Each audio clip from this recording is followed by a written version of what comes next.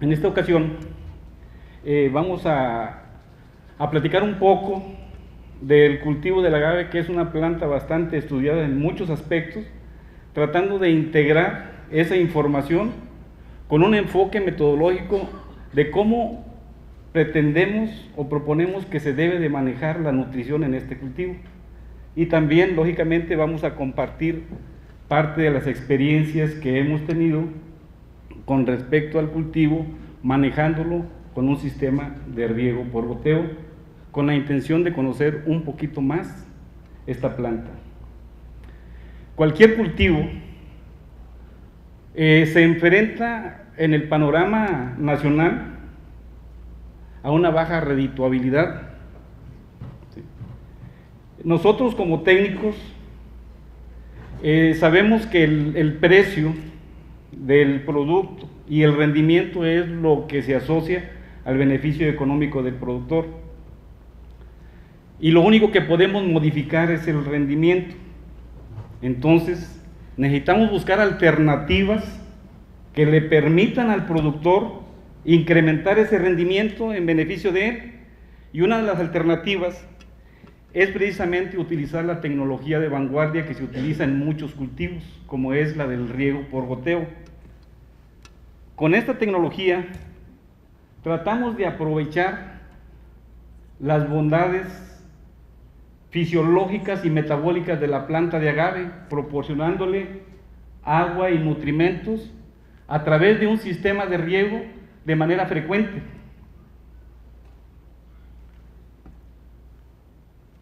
En campo,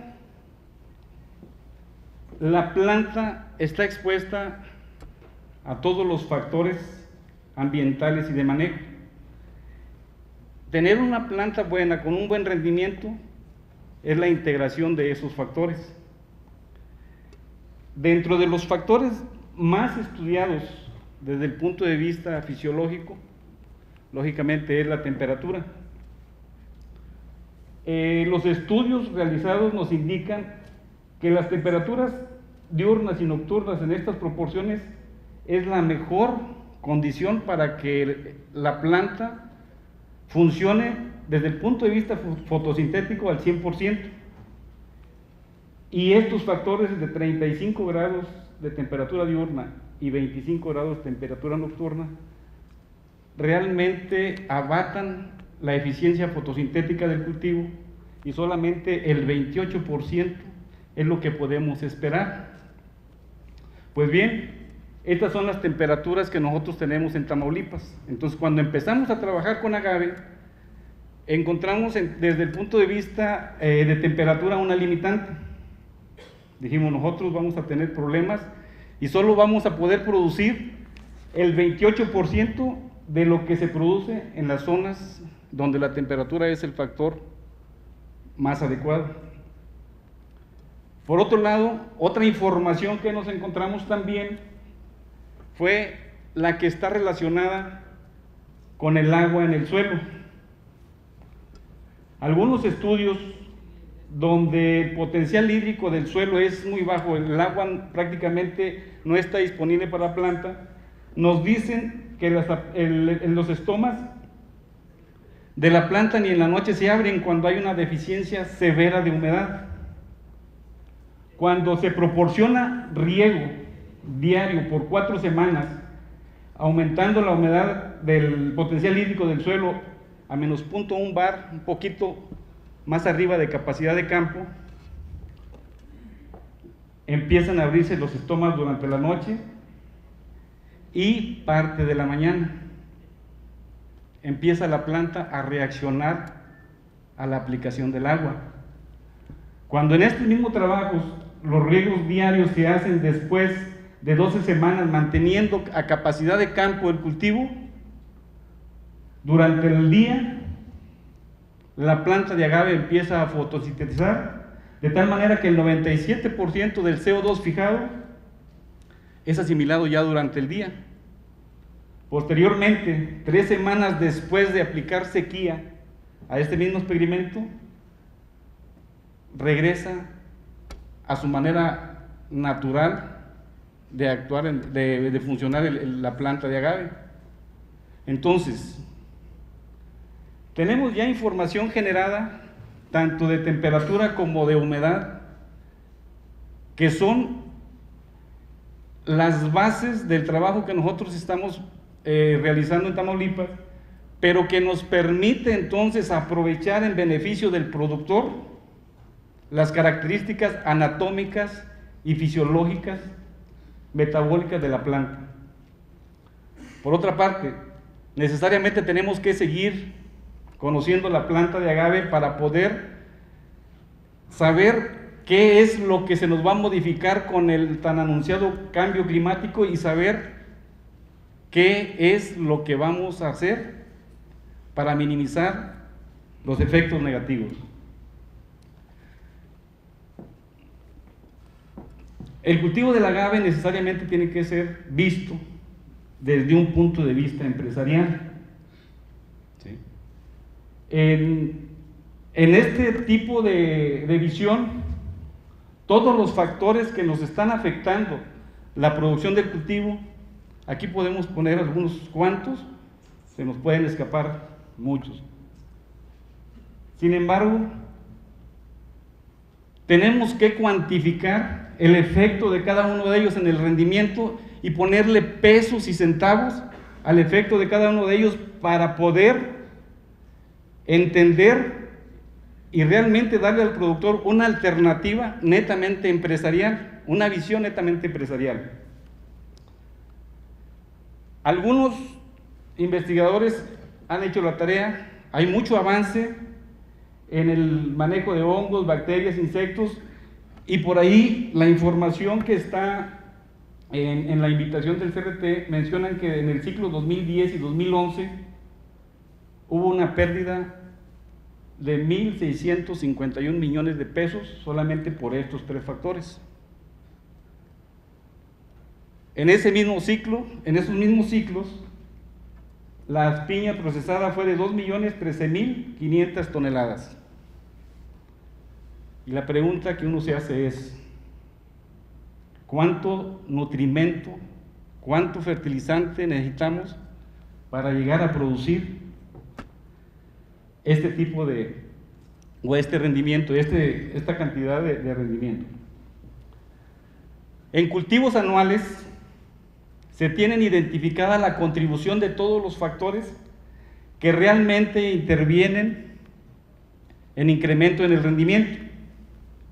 Podemos ver que los fertilizantes, tanto minerales como orgánicos, nos aportan un 41% de incremento en rendimiento, el riego 27%, cambiar de materiales 13%, la distribución de las plantas dentro del terreno 10% y la preparación del terreno 9%.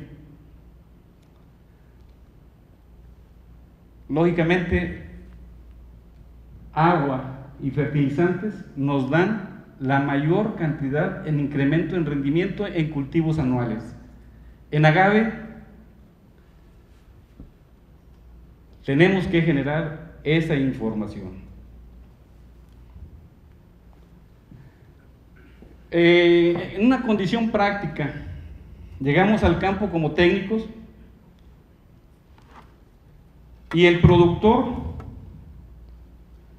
nos hace estas preguntas después de que está consciente de que tiene la necesidad de incrementar el rendimiento para aumentar su beneficio económico. Nos pregunta, ¿qué necesito fertilizar? ¿Qué nutrimentos necesito aportar? ¿Qué dosis debo de usar?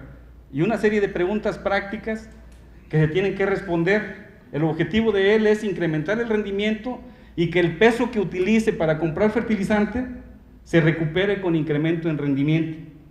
¿Sí? Entonces, responder este tipo de preguntas requiere técnicos capacitados que puedan tener un conocimiento amplio de la nutrición de la planta para que nos permitan responder o que puedan responder todas y cada una de estas preguntas. Pero también se necesita conocer ¿qué pasa con el fertilizante dentro del suelo? Que no están consideradas dentro de estas incógnitas grandotas.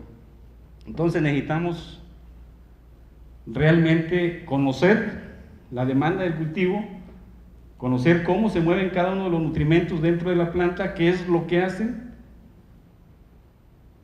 para poderle dar respuestas al productor y que pueda tener confianza en uno, o en el mejor de los casos que nos permita incrementarle el rendimiento para poderle quitar un 5, un 10 de su ganancia.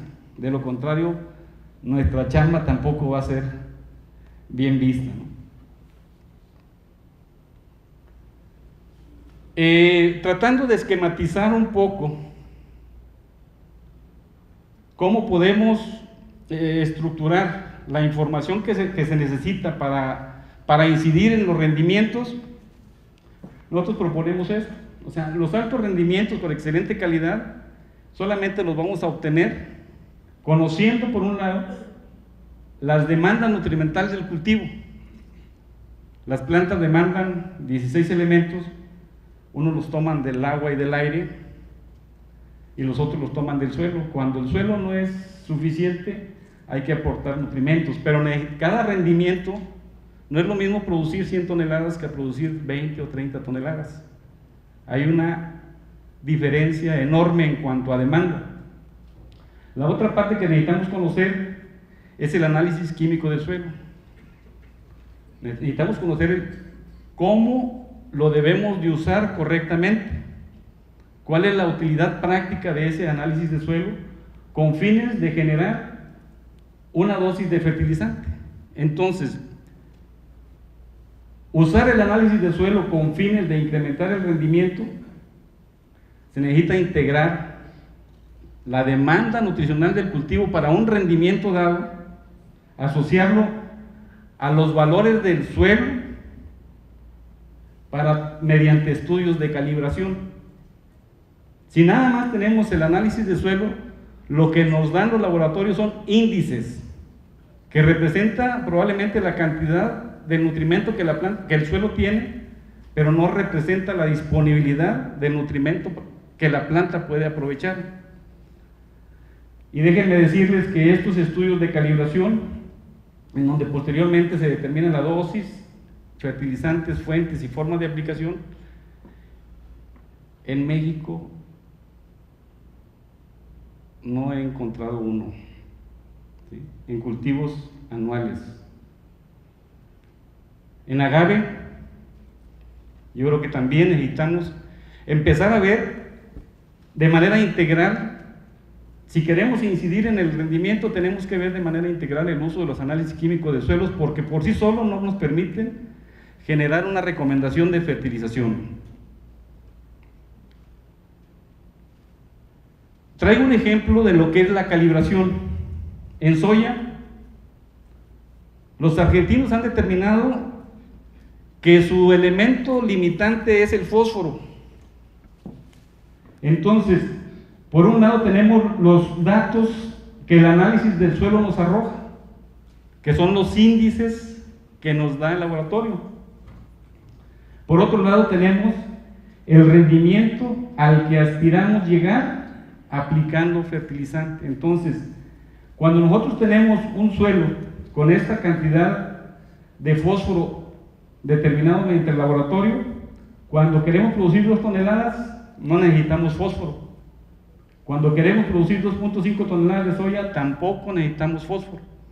Cuando ya queremos producir más de 2.5 toneladas, entonces empieza la necesidad de fertilizar.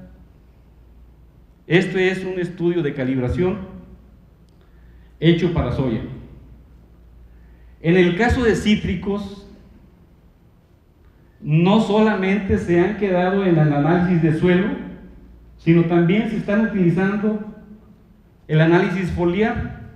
La concentración que determinan en el follaje la asocian a un rendimiento y posteriormente se genera entonces la dosis de fertilizante que se requiere aplicar para aumentar un rendimiento objetivo. Este tipo de estudios se han realizado en Brasil, en España y en Estados Unidos. Y déjenme decirle que este tipo de estudios en Brasil se hizo en cítricos con destino a la industria, pero tienen los valores también para consumo fresco.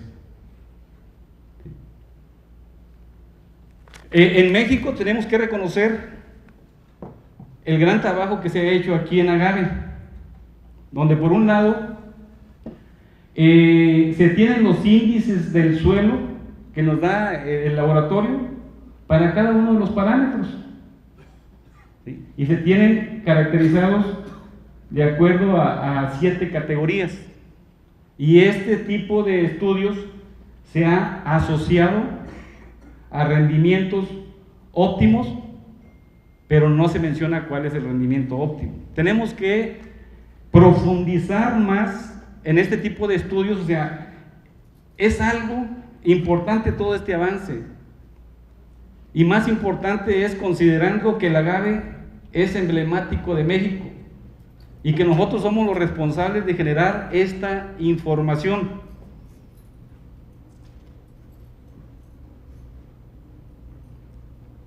Hace un rato comentaba con algunos colegas de que en Israel se llevaron el aguacate Hass, lo manejan con riego por goteo, con acolchado, manejan muy bien la nutrición, y ahora vienen a darnos pláticas de nutrición. Entonces, el cultivo del agave de nosotros tenemos que buscar la manera de conocerlo un poquito más, tratando de integrar las características, las bondades de las características del agave. Nosotros desarrollamos un trabajo donde aplicamos el riego por goteo, ustedes lo pueden ver, a través del tiempo en el cultivo de agave. Lo desarrollamos durante 77 meses, aplicamos 348 riegos, cada planta recibió 3.960 litros de agua, 3.960 litros de agua, y estas cantidades de fertilizante. A través del ciclo se hizo una evaluación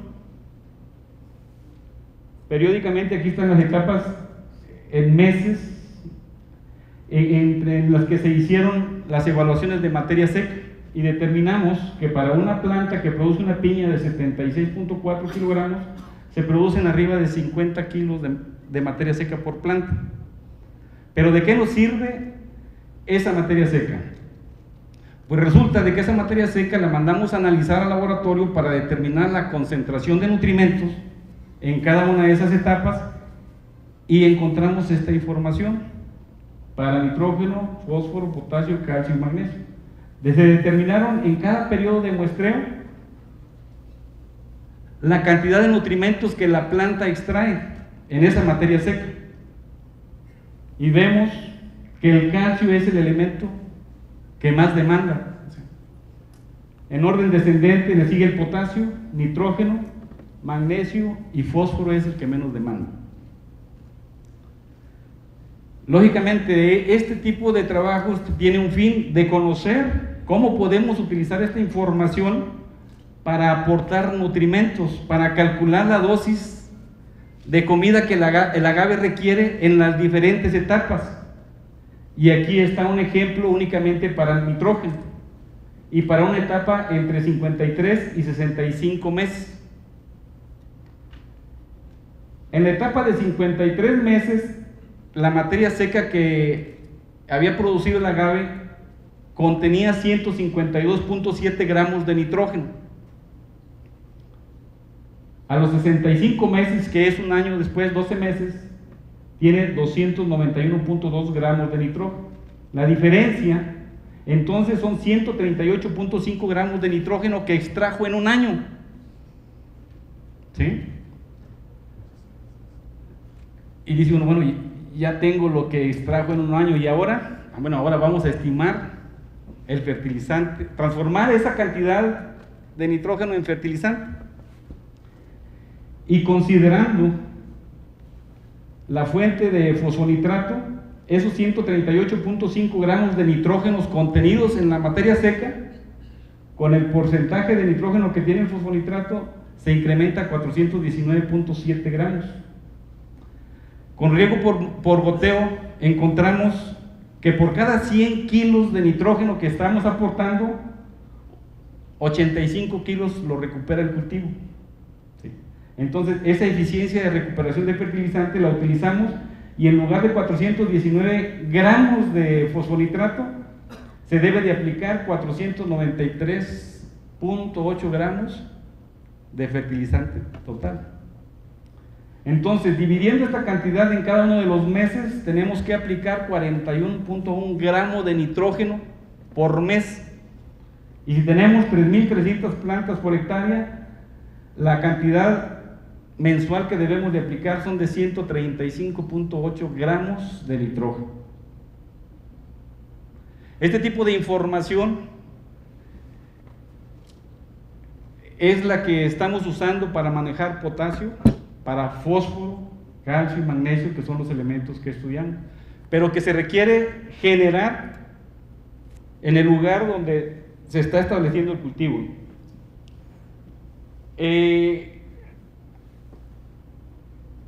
Con esta información nos permite a nosotros entonces determinar la cantidad de nutrimentos que requiere una tonelada de piña producida.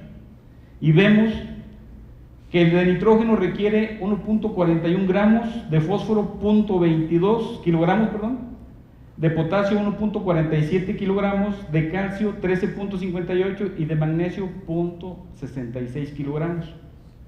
Pero lógicamente, la piña es una parte de toda la planta.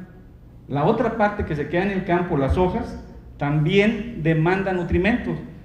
Y el índice de cosecha de cada uno de estos nutrimentos representa entonces la cantidad del nutrimento total que contabilizamos en piña. La diferencia se queda en el follaje. De tal manera que podemos entonces, con esta información, a los precios actuales de fertilizante, comentar, producir una tonelada de piña con los fertilizantes, nada más estos 5, representa entonces 556 pesos si lo estuviéramos aportando o produciendo nosotros el agave en hidroponía.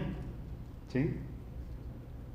Esto es lo que realmente requiere el cultivo para producir 556 pesos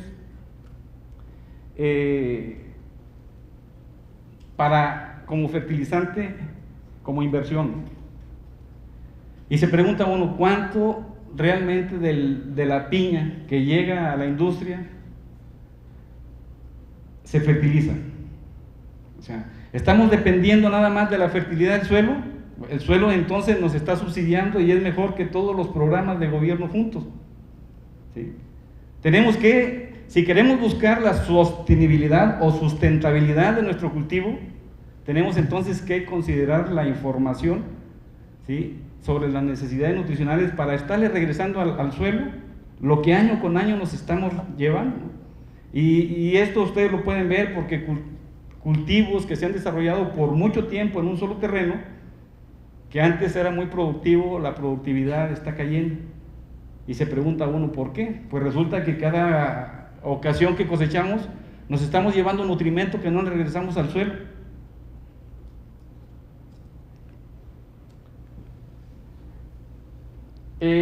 Con la información experimental que tenemos, quisimos hacer este ejercicio.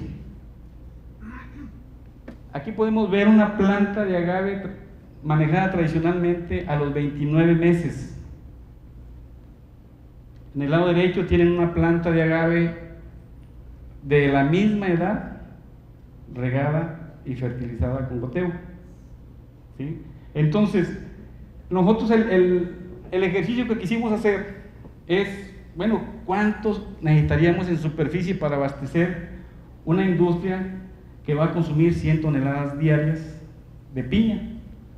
Sin descansar ni un solo día del año, entonces la demanda anual es de 36.500 toneladas de piña.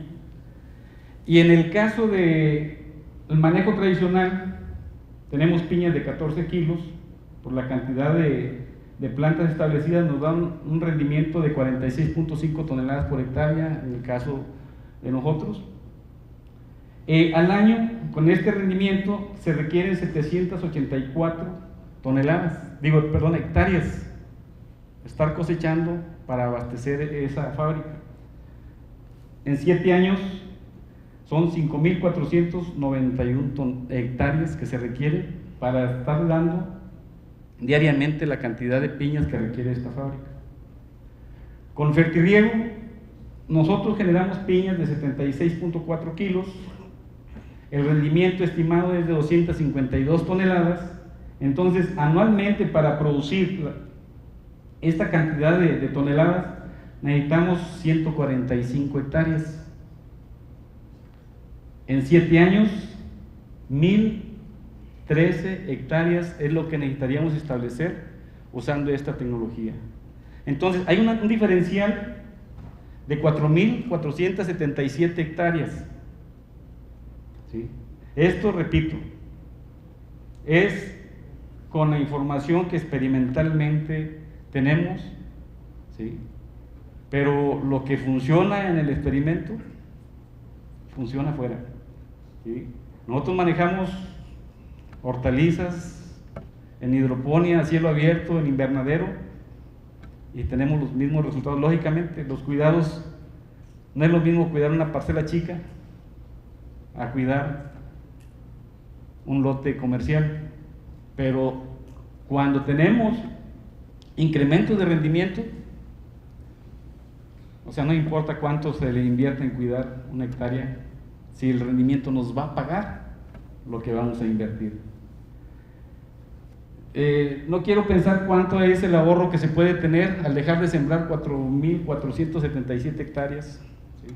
Ustedes aquí en Jalisco conocen mejor los costos de producción, ¿sí? Y también, lógicamente, este tipo de trabajos necesariamente se tiene que hacer aquí, necesariamente se tiene que hacer bajo las condiciones más óptimas para el cultivo, porque recuerden, nosotros empezamos en una zona donde la temperatura para nosotros nos permitía producir solamente el 28% de lo que pueden producir ustedes aquí.